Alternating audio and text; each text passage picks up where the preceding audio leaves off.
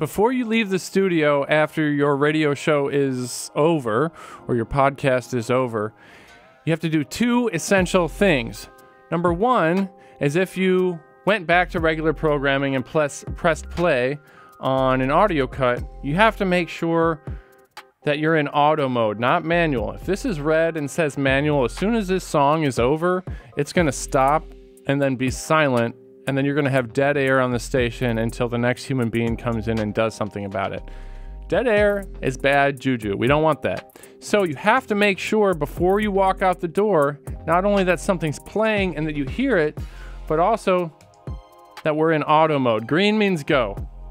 All right, if you're in auto mode and this button is green, then you can head out the door and rest assured that the computer will follow directions and make sure that something is on the air.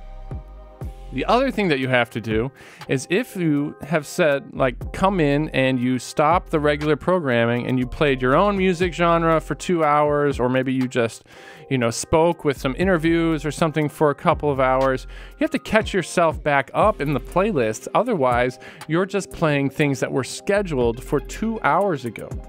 So if there are any specific things that are programmed to happen after your show is over, they're going to happen hours later than intended if you don't do what I'm going to show you next. You have to catch yourself up in the playlist.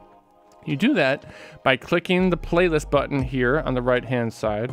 Make sure that your position is green and unlocked. And then let's say that we've been on the air since 10 o'clock in the morning.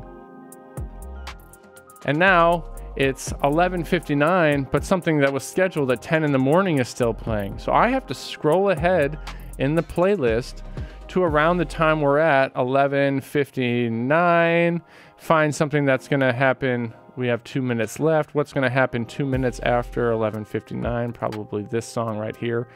And I'm going to recalibrate the playlist by taking that one item and then dragging it into the next spot on the active playlist on the left-hand side. And that's going to sort of recalibrate things hours later. So that way, let's say that, I've got blues scheduled to play from 10 a.m. to 2 p.m. on Saturdays, whether or not the guys that play blues come in or not. That way, at least it's consistent. However, if the blues guys come in at 10 a.m., but they don't want to play what's already scheduled and they start playing their own songs and loading their own things, then we're going to be 4 hours potentially behind in the playlist. So you have to look ahead, find the appropriate time, and then recalibrate the playlist by taking that first thing that should happen next, dragging it over into the next spot here, and recalibrating.